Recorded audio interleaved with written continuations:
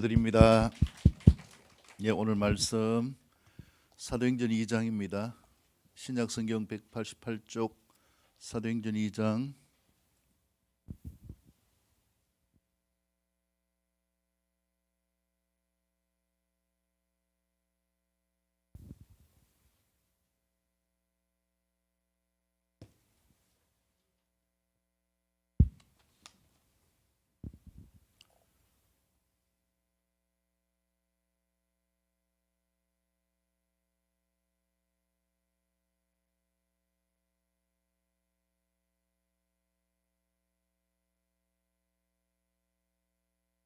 사도행전 2장 말씀으로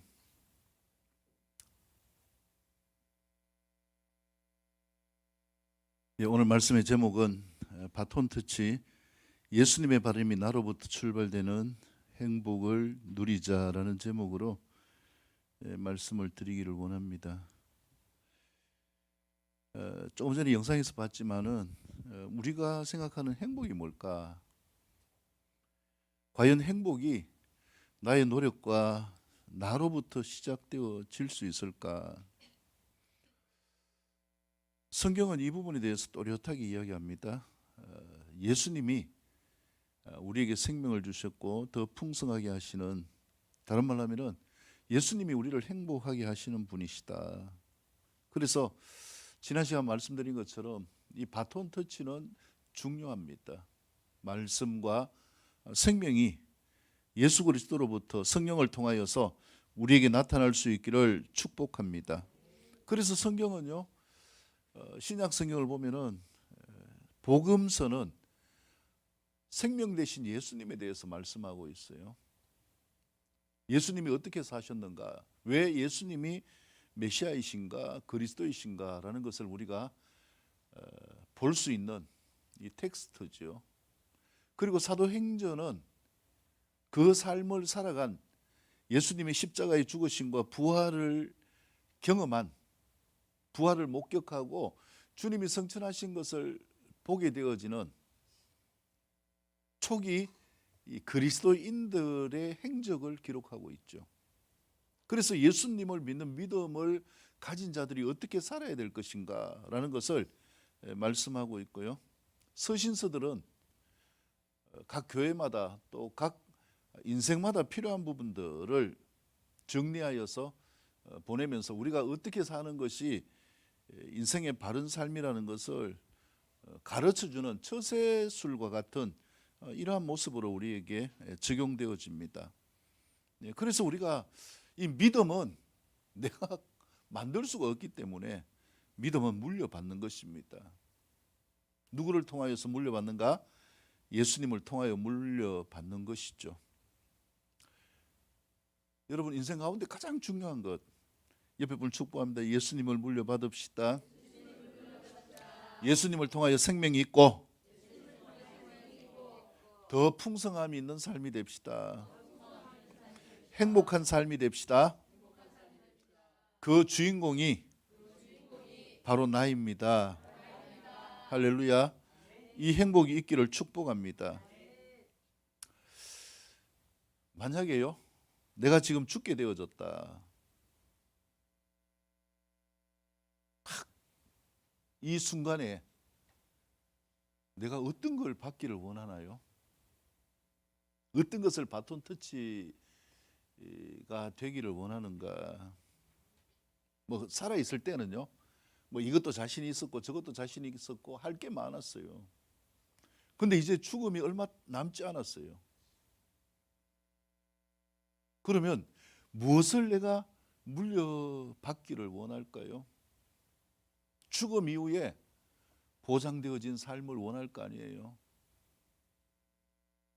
그래서 결국 인간의 한계를 뛰어넘을 수 있는 이 부분들을 터치받는 삶이 무엇인가? 모든 인생들이 이 문제를 가지고 괴로워하고 이 문제를 가지고 답을 찾아가고 있는 것이죠. 근데 예수님은 우리에게 분명하게 거기에 대한 정답을 주십니다. 어떻게 말씀하십니까? 내가 곧 길이요 진리요 생명이니 나로 말미암지 않고는 아버지께로 올 자가 없느니라. 할렐루야. 오늘 아침에 제가 기도하는데요, 어떤 마음을 주시냐면 바로 이 성경 말씀을 마음에 담아 주시면서 예수님이 길이요 진리요 생명이신데, 진리는 내가 이 말씀을 보지 않고 진리를 깨달을 수가 없잖아요. 생명은 내가 진짜 구원받은 생명인가 드러나는 열매와 결실을 통해서 알 수 있고, 궁극적으로 내가 천국 가야 진짜 생명이 있는 것이구나라는 것을 확인하게 되어지는데, 이것은 막연하다고 할지라도 분명한 하나님의 사인을 우리에게 보여주셨는데, 그것이 뭐냐면은 예수님이 곧 길이라는 거예요.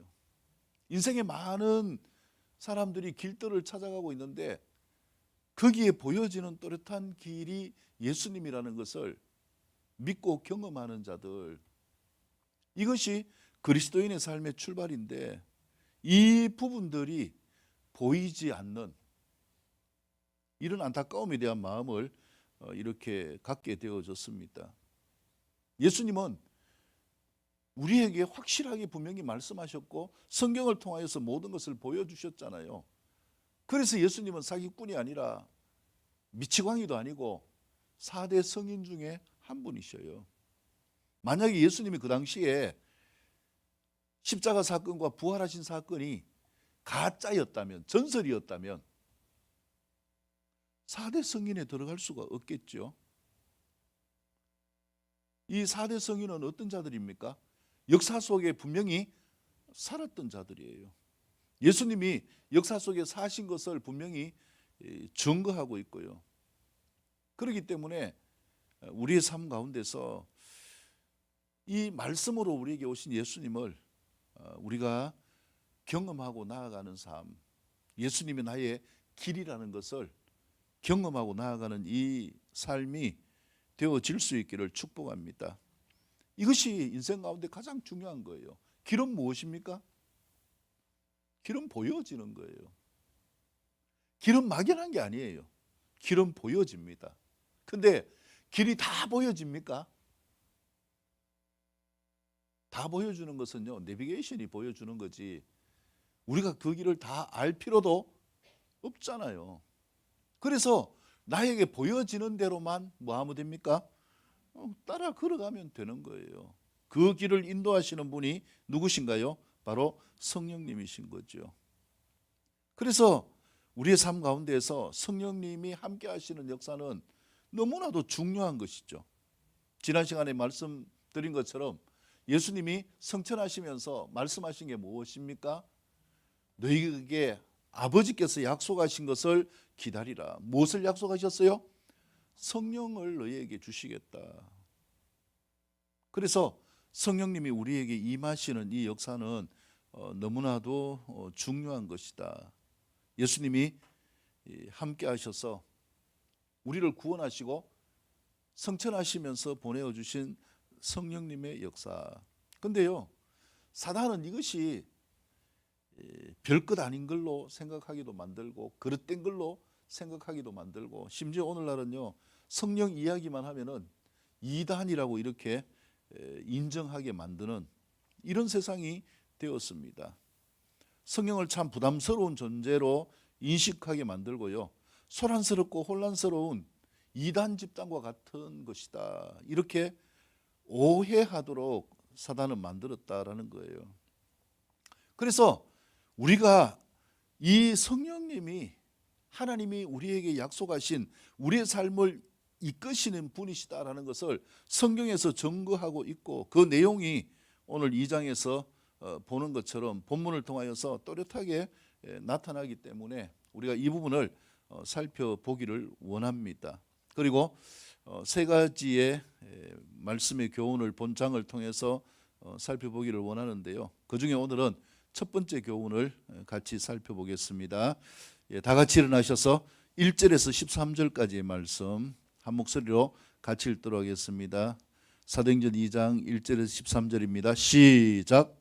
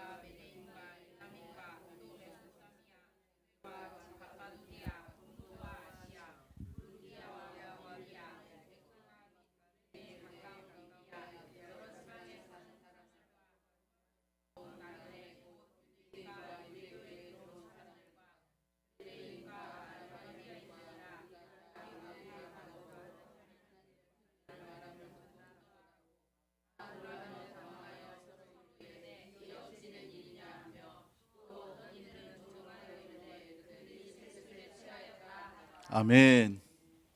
예, 첫 번째 교훈은 성령님의 임함은 혼란과 소동의 현장 그 자체였습니다.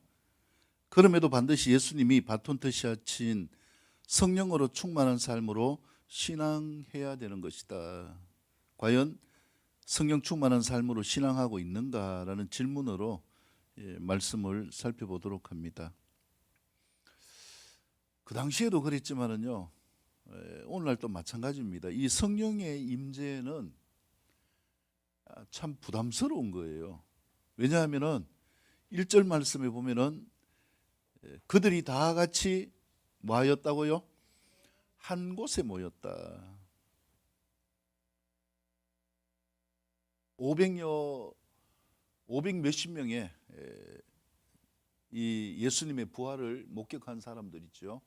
그래서 이 사람들이 예수님을 통하여서 주시겠다라고 약속하신 성령을 받기 위하여서 마가의 다락방에 모였어요. 그래서 거기에서 무엇하였습니까? 성경은 전혀 기도하기에 힘썼다. 성령을 받기 위해서 뭐 하라는 거예요? 기도하기에 힘써라. 근데 우리가 신앙생활 하면서 제일 하기 쉬운 게 뭘까요? 제일 하기 쉬운 것도 기도고요. 제일 하기 힘든 것도 뭘까요? 기도인 거예요. 그래서 뭐 내 나름대로 하라 이렇게 하면 괜찮은데요. 한 곳에 모여서 집중하여서 기도하라. 그래서 예수님이 부활하시고 40일을 계시다가 승천하셨잖아요. 그리고 이 부활하신 날로부터 50일째 오순절이 오게 되어질 때에 이 오순절 성령님이 마가의 다락방에 임하셨어요. 근데 며칠간입니까? 그러면 저녁 기도하기에 힘쓴 시간이 열흘이죠. 열흘 동안 이들이 빡세게 거기에서 기도했다는 거예요. 근데 그 가운데서 결국 성령님의 임재하심을 경험한 사람들이 몇 명이었나요? 500 몇십 명 중에서 120명이에요. 뭐 여러 가지 사정이 있었겠죠. 그래서 이리 떠나고 저리 떠나고 하면서 120명의 사람들이 오순절날 처음 임하시는 약속하신 성령을 경험하게 되어지고 성령을 따라 살아가는 삶들이 되어졌다라는 거예요. 문제는 뭐냐 하면은 다 한 곳에 모여라는 거예요. 요즘 보면은 뭐 개인주의, 개별주의, 자유주의 이렇게 해서 연합된 통일된 이 삶을 굉장히 사람들이 싫어해요. 그래서 내가 뭐를 하기 좋아하지 누구에 의해서 명령받고 따라서 순종하는 이 삶은 굉장히 부담스러워하는 거예요. 뭐 요즘 젊은 친구들은 MZ 세대들은 더 그런 것이죠. 그렇지만 주님이 왜 그렇게 말씀하셨을까요? 집중하도록 하기 위함이에요. 여러분 기도가 집중이 되던가요? 아이고, 목사님 나는요, 뭐 나는 그냥 이야기 안 하셔도 늘 기도하고 있습니다. 어떻게 기도하고 있는지 궁금해요. 근데 우리가 이 기도하는 것이 하나님과 교제하는 것이 진짜 하나님께 집중하여 나아가는 것이 쉽지 않습니다. 그래서 시간을 정하는 거잖아요. 하루를 시작하면서 출발할 때 새벽에 시간을 정하여서 하나님과 만날 수 있는 이 자리를 마련하는 것이고요. 주일날 함께 모여서 한 곳에 모여서 예배하면서 하나님의 말씀과 임재를 경험하는 시간을 가지고 또 그것도 모자르니까 수요일, 금요일 이렇게 해서 또 가정 예배나 또 내가 사는 삶의 터에서 예배하는 이런 모습으로 나아가는 것, 이것이 다 같이 한 곳에 모여 있는 것입니다. 우리가 하나님의 임재를 경험하는 것은요, 고요가 필요해요. 고요가. 그래서 이 고요를 누리기 위해서, 고요를 갖기 위해서 필요한 것이 뭔가? 다 같이 한 곳에 모였더니, 그래서 전혀 기도하기에 힘쓰는 이러한 모습이 되어졌다라는 거예요. 다른 말로 하면은 하나님의 역사를, 하나님의 선물을, 하나님의 생명을 우리가 경험하기 위해서는 누구에게만 집중해야 된다라는 것입니까? 옆에 분을 축복합니다. 하나님께 집중합시다. 네, 하나님께 집중하는 이게 필요한 거예요. 그래서 하나님께 집중하는 이 시간을 따로 내가 갖는 것, quiet 타임이라고 하죠. 큐티를 할 때도 시간을 정해서 말씀을 묵상하고, 그렇지 않으면요 분주한 하루 가운데 나가면은 잊어버려요. 기도도 잃어버리고 말씀을 묵상하는 것도 잊어버리고 하나님과 교제하는 이 삶의 방법을 잊어버리게 되어지는 이런 삶이 되어지기 때문에 하나님께 집중하기 위해서 한 곳에 모여라. 지금 우리가 함께 하면서 이 말씀을 나누는 이것도 집중을 위한 것이거든요. 왜 분리합니까? 아이들이 지금 1층에서 예배 드리고 난 다음에 또 그 다음 시간을 갖게 되는데 집중을 위한 거예요. 애들 집중? 아니요. 애들은요 집중을 너무 잘해요. 안 들은 것 같지만은 나중에 물어보면은 다 듣고 있어요. 문제는 누구냐? 어른들이에요. 애들이 왔다 갔다 하면은요 말씀에 집중하는 게 아니라 어디에 집중합니까? 애들에 집중합니다. 애들에. 그래서 한 곳에 모인다는 것은 이 부담스러운 거예요. 열흘 동안 같이 모였다는 것은 부담스러운 거예요. 우리가 집회를 하기 위해서 열흘 동안 교회에서 먹고 자고 한다? 얼마나 힘이 들겠어요. 근데 왜 그런가? 주님은 우리의 삶 가운데서 하나님을 향하여 집중하는 그 가운데 임하시기 때문에 그렇다라는 것이죠. 그렇다면 성령님의 임함은 우리가 사모하고 기대할 수 있는 이런 아름다운 것인가? 라는 부분들을 볼 때예요. 2절 3절을 보면은 성령님이 임하시는 역사를 기록하고 있는데 어떻게 말씀하고 있습니까? 호련히 하늘로부터 급하고 강한 바람 같은 소리가 있어 그들이 앉은 온 집에 가득하며 마치 불의 혀가 갈라지는 것들이 그들에게 보여 각 사람 위에 하나씩 임하여 있더라. 이게 성령님이 임하시는 장면이에요. 장면. 호련히 급하고 강한 바람 소리가 있었다. 이건 뭡니까? 우리가 여름 되면 태풍 소리 있잖아요. 막 이렇게 집에 있으면 이쪽에는 막 뭡니까? 이 강이 있어가지고 바람이 굉장히 세게 이렇게 불거든요. 근데 바람 소리가 어떻습니까? 휘! 아니 뭔가 좀 집중해가지고 조용하게 기도하면서 성령님이 임하심을 경험하려고 하는데 집중을 깨뜨리는 것 같지 않으나요? 막 기도하는데 휘우 휘우 이러니까 근데 거기에다가 도대체 이게 무슨 소린가 싶어 눈을 떠가지고 보니까 이게 또 인간적으로 보면 정신 사납게 하는 거예요. 뭐가 보입니까? 불이 마치 혀처럼 갈라지는 게 이 보이는 거예요. 슉슉 이렇게 막 불이 갈라져가 여기도 있고 저기도 있고 하는데 그것이 한 사람 한 사람 위에 다 임하는 게 보여지는 거예요. 이게 뭐지? 성령님의 임하심이 어떻게 보면 참 집중을 깨뜨리는 이런 부담스러운 모습들이잖아요. 왜 이런 모습이어야 될까? 어떻게 보면은 막 거기 앉아가지고 한번 생각해 보세요. 120명이 모여가지고 막 기도 한참 하는데 갑자기 쉬 소리가 나고 막 사람들이 눈을 떠가 놀라가지고 보면서 뭐야 이렇게 하는데 분위기가 어떤 분위기 같습니까? 마치 사이비 집단 같잖아요.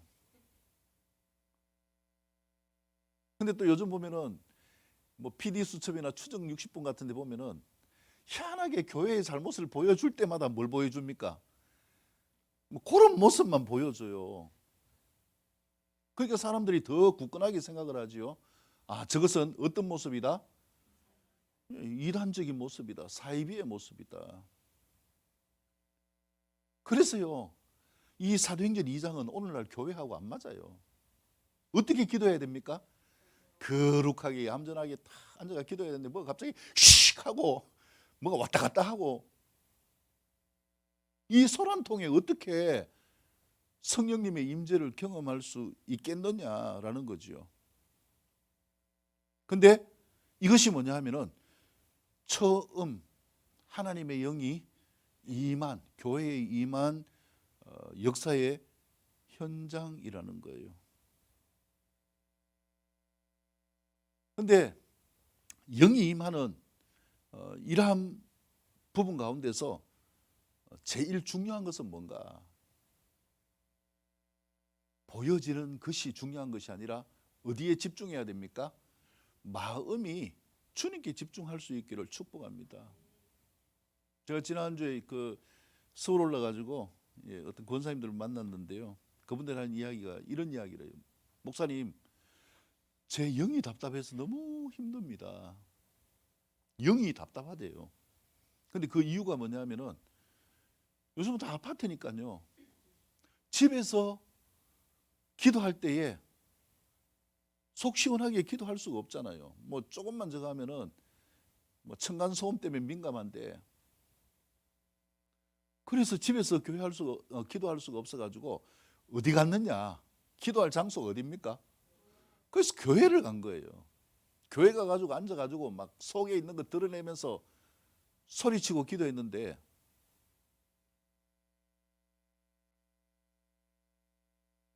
목사님이 어떻게 이야기했냐면은, 권사님 좀 자중하세요. 다른 사람이 기도하기 힘든다고 이야기를 해왔습니다. 그래가지고 가만히 생각하니까 집에서도 안 되고 교회에서도 안 되고, 그럼 기도를 어디에서 해야 되나요? 이걸 이야기하는 거예요. 영이 너무 답답하고 힘들다고. 교회는 뭐 하는 데입니까? 만민이 기도하는 곳이에요. 이 사도행전 현장을 보면은 기도하는 것이 거룩하게 앉아서 이렇게 기도하는 것이 아니라 여러 가지에 막 집중할 수 없을 것 같은 이런 현상들이 나타나고 있는 상황이라는 거예요. 참 이 성령님의 임함을 경험하는 게 쉽지 않습니다. 그 다음에요, 이것보다 또 더 부담스러운 게 있어요. 그게 뭡니까? 그 다음 구절을 한번 보세요. 4절, 그들이 다 성령의 충만함을 받고 성령이 말하게 하심을 따라 다른 방언으로 말하기 시작하니라. 6절, 이 소리가 나매 큰 무리가 모여 각각 자기의 방언으로 제자들이 말하는 것을 듣고 소동하였더라. 이게 처음 성령님이 임한 현장이에요.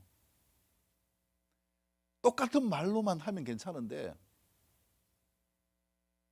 각 나라의 방언들이 다 있었다는 거예요. 그래서 그 나라들을 밑에 기록하고 있잖아요. 바데인, 메데인, 엘람인, 메소포타미아인, 유대와 갑보도기아, 본도, 아시아, 버루기아, 밤빌리아, 애굽, 구레네, 리비아, 아프리카까지 하여튼 120명이 앉아서 기도하는데, 이거는 뭡니까? 야단도 아니라는 거예요. 막 여기서는 이 말하고 저기서는 저 말하고, 참 이거 너무 헷갈리는 거 아닙니까? 딱 보면은 어떤 집단 같습니까? 딱 사이비예요, 사이비.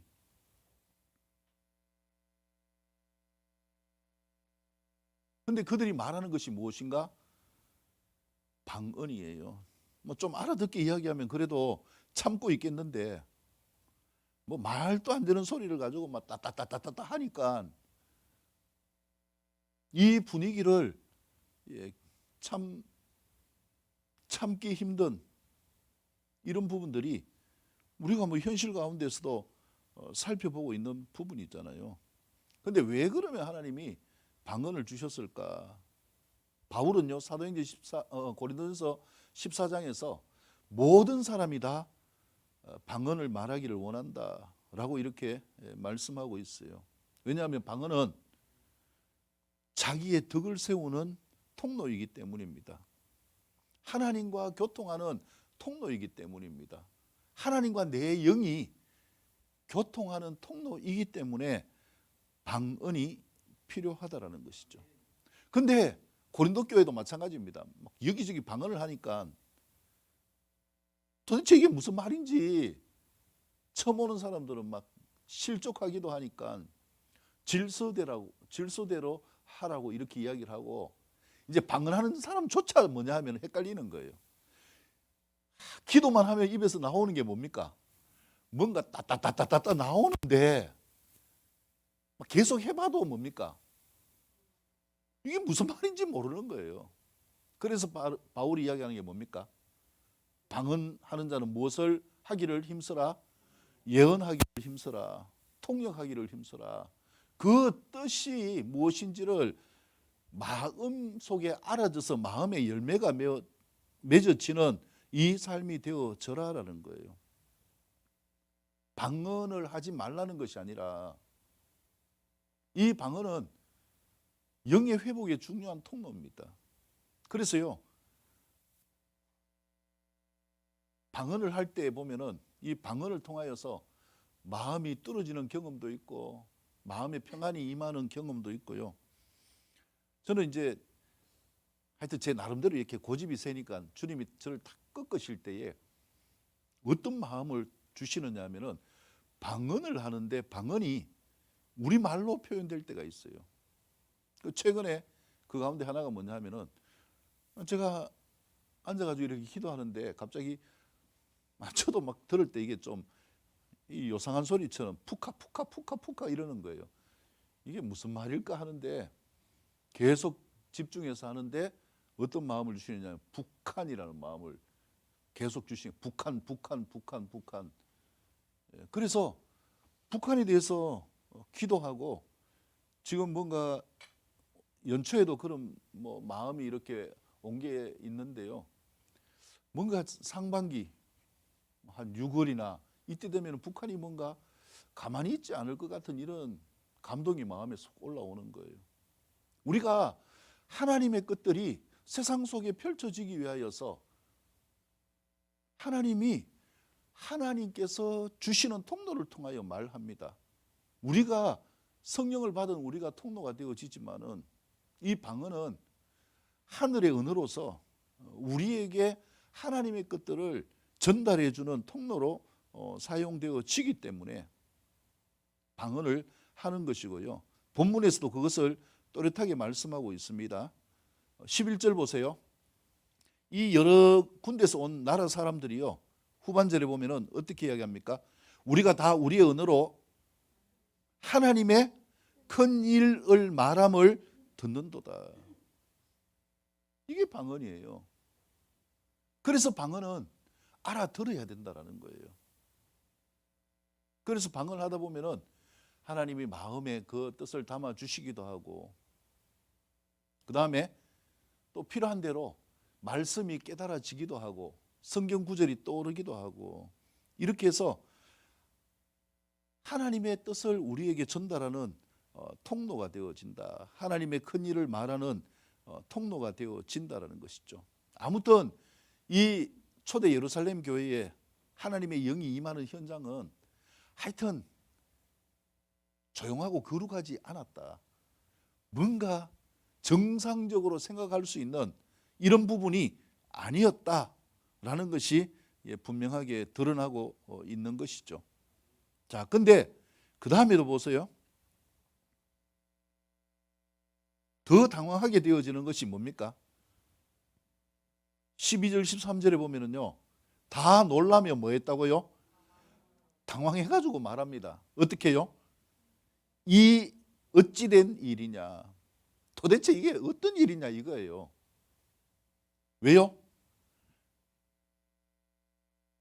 거기에 모였어요. 있는 사람들이 다 어떤 모습입니까? 술 취한 모습이에요. 근데 분명하게 술 취한 모습인데 뭐는 아닙니까? 술이 취한 건 아니거든요. 술 먹은 것도 없고 또 120명이 모여 있는데 막 다 술 취해가지고 막 해롱해롱 하면 뭐 하겠어요? 술 냄새가 진동할 거 아니에요. 술을 먹은 적도 없는데 그래서 붙인 게 뭐냐면은 이거는 그냥 술이 아니라 어떤 술이구나? 새술이구나. 하여튼 색자를 붙였어요. 그 모습들이요. 야, 믿음은 참 저런 거구나. 거룩한 모습이구나. 야, 흠모할 만하다. 이런 모습이 아니기 때문에 13절에 어떤 사람들은 이 모습을 보고 뭐 하였다고 이야기합니까? 조롱하였다라고 이렇게 이야기를 해요. 아니, 하나님의 영이요. 하나님이 우리 가운데 임하시는 이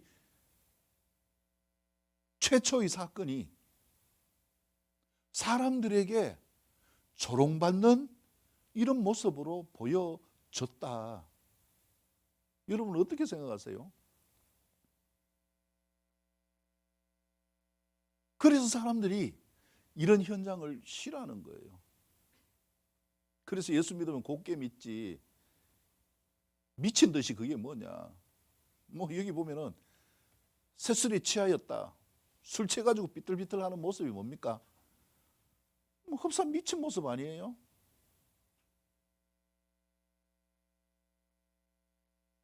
그래서 사람들이 이런 현장을 부담스러워하고 싫어하는 거예요. 뭐 요즘은 특히 더 그렇죠. 사람들은 거룩을 추구하기 때문에, 개인주의를 추구하기 때문에요. 혼자서 어떻게 사는지 몰라요. 근데 적어도요, 저는 진짜 주님과 교통하고 교제하는 모습이 아니다라는 부분을 너무나 많이 보는 거예요. 조금 전에 그 연예인이 간증했는 것처럼요. 겉으로는 태연한 것 같아요. 근데요, 많은 사람들이 힘들어하고 있어요. 그것도 크리스찬이 뭐 때문에 힘들어하는가? 우울증 때문에 힘들어해요.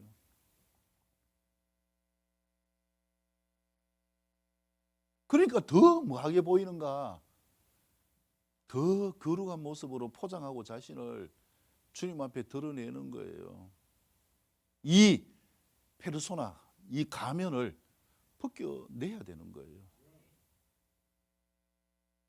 이 가면이 벗어져야 되는데 그럼에도 불구하고 거룩한 이 형식을 유지하고 살 수 있는 이유가 뭔가?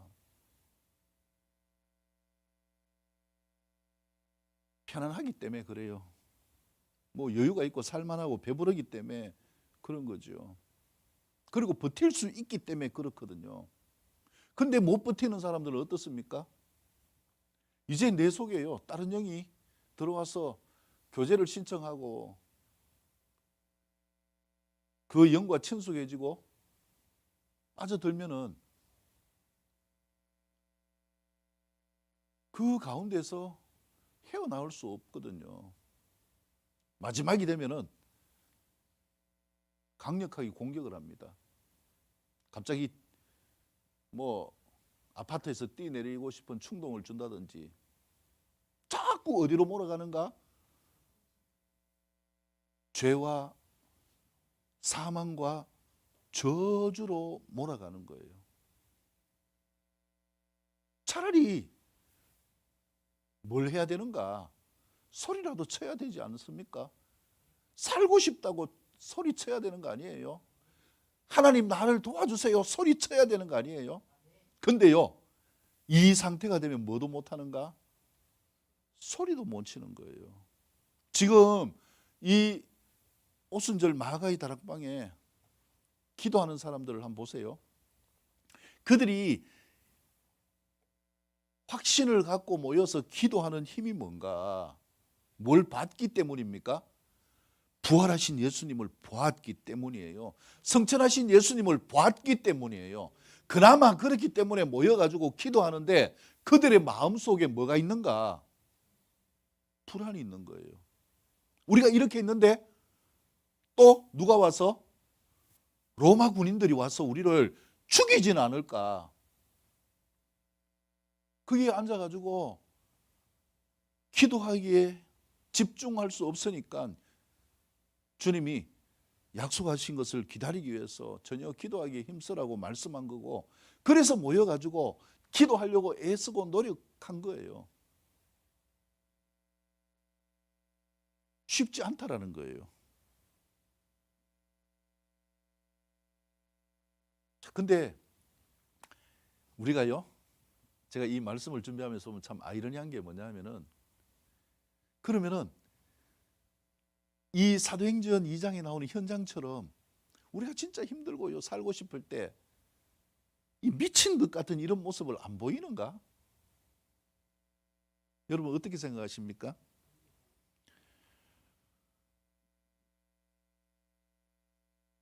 예를 든다면은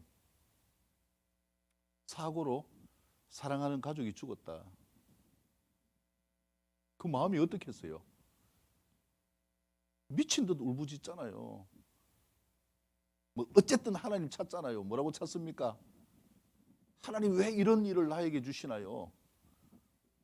왜 데려가시나요? 그제서야 뭐합니까? 하나님을 향하여 울고 불고 하면서 그렇게 하잖아요. 그 모습 딱 보면 어떤 모습이에요? 사정 모르는 사람은요, 예를 들어 가지고 막 너무 마음이 힘들어 가지고 집에서 뛰어나와 가지고 막 아파트 단지 안에서 떼굴떼굴 구르고 있다고 생각해 보세요. 자기는 사랑하는 사람이 죽어 가지고 너무 힘들어 가지고 막 땡깡 부리고 하나님을 향하여서 원망하고 시위하고 있는데, 다른 사람이 보면 어떤 모습이에요? 저 미쳤구나, 이렇게 안 할 거예요. 그다음에 뭐 부도가 나가지고 길거리에 앉았다. 할렐루야. 그때도 거룩하게 유지하고 있습니까? 뭐 하나님 살려달라고 하든지 길을 달려고 하든지 아니면 하나님을 원망하든지 땡깡 부릴 거 아니에요. 남에게 모함당하고 억울한 일을 당했다? 나는 예수 믿기 때문에, 사랑하기 때문에, 용서해야 되기 때문에 다 거룩하게 이렇게 참고 있습니까?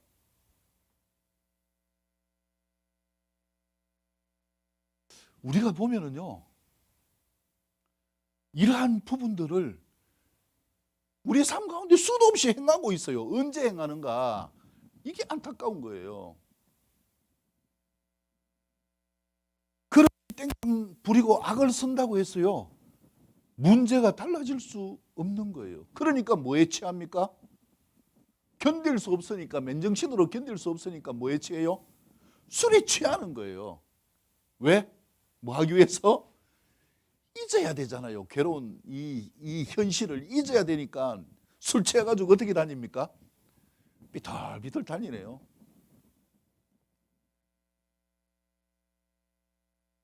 여러분, 이게 우리 한계 있는 인생의 모습이에요. 그래서 이런 한계를 지닌 우리의 삶 가운데 이 한계를 뛰어넘을 수 있도록 하나님은 우리를 새술에 취하게 하신 거예요. 다른 말로 하면은 우리의 관념을 내려놓으라는 거예요. 세상의 방법을 내려놓으라는 거예요. 이 사도행전 2장 현장은요, 세상적으로 보면은 아주 웃겨요.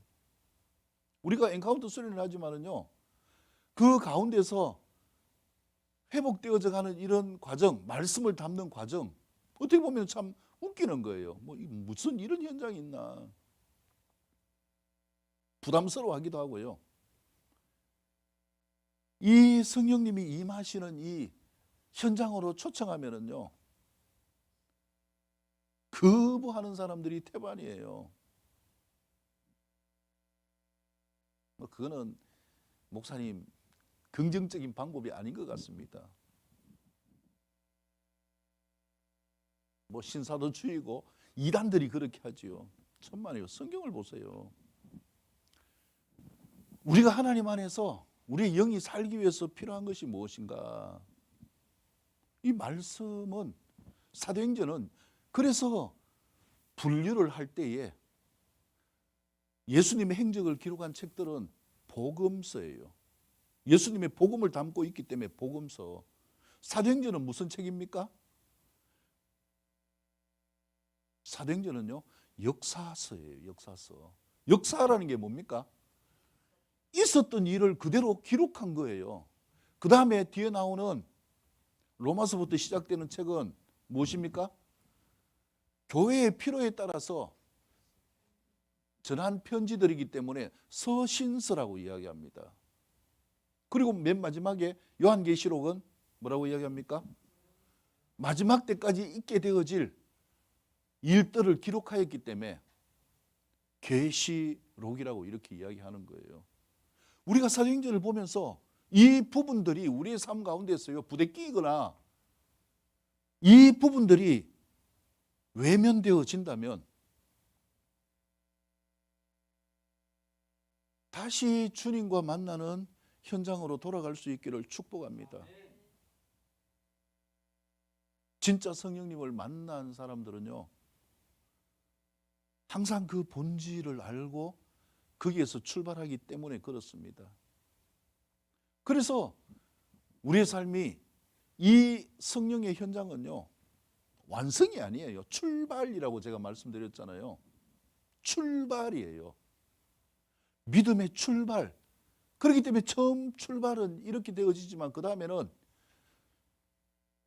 내적으로는요, 성령의 열매를 맺어가면서 내 성품이 주님의 성품으로 바뀌어가요. 외적으로는 주님이 원하시는 삶을 살기 위해서 그분의 권능으로 살아가는 이 복음의 삶이 되어지는 거예요. 이렇게 발전되어지면서 어린아이와 같은 이런 일들을 벗어버리고 우리가 성숙한 주님의 성품이 되어지는 것이 필요한 것이고, 다음 시간에 말씀드리지만은 결국 뭐냐?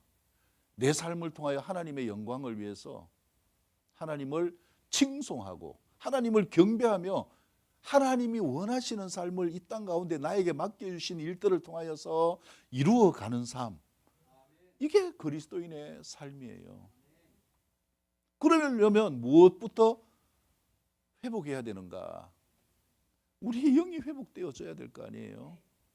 그래서 이런 현장이 필요하다라는 것입니다. 우리의 삶 가운데 위기가 올 때에 떼굴떼굴 구르는 이것이 아니라 주님을 만나서 주님과 함께 우리의 삶을 내려놓을 수 있는 이 삶의 기회가 우리 삶 가운데 나타날 수 있기를 축복합니다. 진짜 내가 죽고 싶을 때 기도할 수 없잖아요. 이때에 필요한 게 뭡니까? 어디서 그렇게 땡깡 부릴래요? 세상 사람들이 그 모습 보면 다 뭐 했다고 이야기할까요? 미쳤다고 이야기할 거 아니에요. 그때 주님을 찾을 수 있기를 축복합니다. 이게 믿음의 출발의 회복이에요. 사람들이 술 취했다고 이야기해도 상관이 없어요. 축복이 있는 하나님과 교통하는 하나님의 은혜와 하나님의 주시는 열매와 큰 일을 말하는 이 통로로 나아가는 축복이에요. 근데 내가 힘들어가지고 진짜 참다 안 돼가지고 술 한잔 먹고 해롱해롱 하는 거, 그게 무슨 축복이 있나요? 믿음의 방법도 멀어지고 건강도 해치고요. 또 다른 방법 뭡니까? 내가 하나님의 영으로 말하면서 하나님의 큰 일을 들을 수 있고 하나님이 이끌어가시는 계획을 알 수가 있는데 이게 안 되니까 뭐합니까? 참다 또 해결 방법을 찾는 게 있어요. 어디 갑니까? 점치러 가는 거예요. 그래도 내가 교회 다니니까 하나님 보시기에 미안하고 부끄러워가지고 직접은 못 가고 넌지시 뭘 가르쳐 줍니까? 생년월일 하고 반드시 들어가야 될 게 있잖아요. 뭐가 들어가야 됩니까? 예. 태어난 시간 그거 넣어가지고 점집에 보냅니다. 그러면 어떻게 이야기합니까? 뭐 이렇게 해라 하더라. 막 그것 붙들고 열심히 나갑니다. 성경은 그게 사는 방법이 아니라 죽는 방법이라고 이야기하잖아요. 하나님은 우리에게 생명을 주시는 분이에요. 우리의 인생을 더 풍성하게 하시는 분이에요. 그래서 우리가 모든 것을 내려놓고 판단하는 것도 내려놓고 이 분위기가 중요한 것이 아니라 무엇이 중요한가? 주님께 집중해서 주님을 만나는 이 시간이 중요합니다. 인간적으로 이걸 생각해 보면요, 이 현장은 말도 안 되는 거예요. 이게 무슨 은혜의 현장입니까? 그래서 요즘은요, 이런 현장을 찾아보려 해도 잘 없어요. 어떻게 해요? 거룩하게, 홀리하게.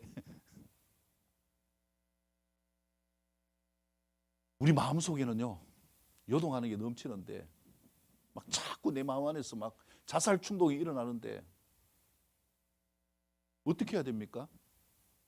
제가 어제 제가 이제 들어가 있는 사이트가 있는데요. 선교사님들하고 같이 이렇게 교제하는 사이트인데 어떤 분이 이렇게 올렸어요. 우울증이 심해가지고 방법이 필요한데 하여튼 기도해 줄 수 있는 목사님 있으면 좀 소개해 주세요. 이렇게 이야기를 하는 거예요.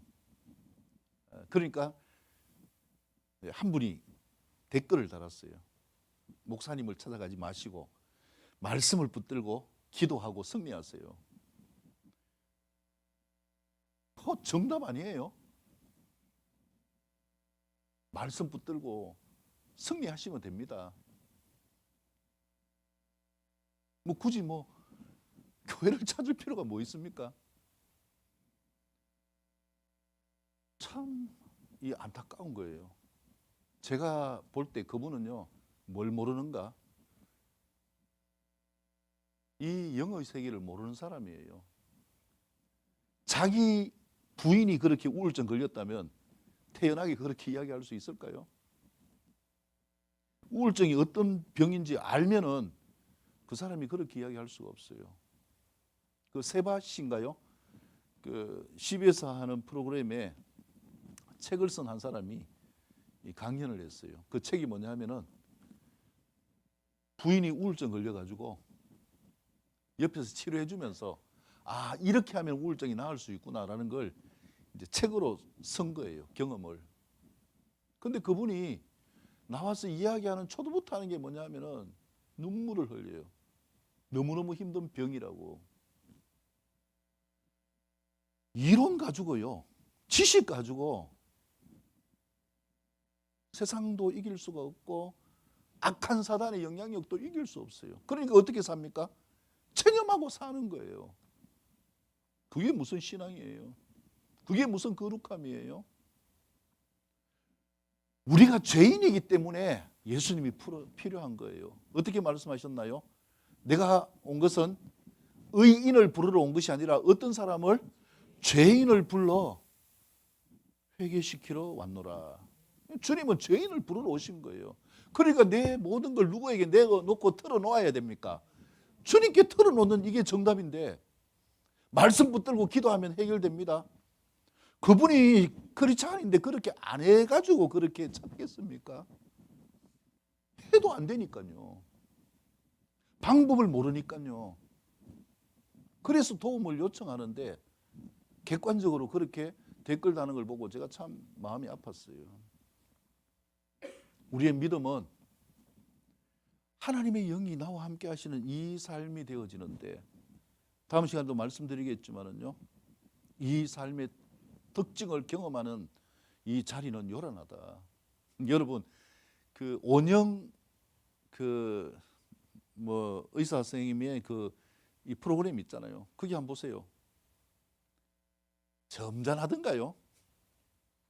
그 마음의 상처를 터치하니까 요란하지 않던가요? 고함치고 야단 나잖아요. 우리 안에 그런 게 숨어 있다는 거예요. 그걸 어떻게 해결하나요? 그래서 예수님이 우리에게 너희에게 약속하신 거 그걸 반드시 기다려라. 우리 안에 누가 임하셔야 되는가? 하나님의 영이 임하셔야 우리의 삶이 뒤집어집니다. 저는요, 제가 경험했기 때문에 영상에서 본 것처럼 저 인생이 제 인생이었어요. 약물 없이는 못 살고 진짜 하루하루가 버겁고 죽고 싶고. 근데 어떻게 죽어요? 죽는 게 더 두려운데. 죽으면 지옥 간다는 것, 그걸 아는데. 그래서 결국 코너에 몰리고 하나님께 살려달라고 기도하면서 제가 회복되는 거 아니요. 그분이 함께 하시면 회복이 되어집니다. 그래서 그분을 바라는 것입니다. 우리가 정말 예수님 때문에 행복한 신앙생활이 될 수 있기를 축복합니다. 이 예수님의 바람이, 예수님이 우리에게 보내신 성령님의 바톤 터치가 나로부터 출발되어지는 행복한 인생이 될 수 있기를 주님의 이름으로 축복합니다. 같이 기도하기를 원합니다.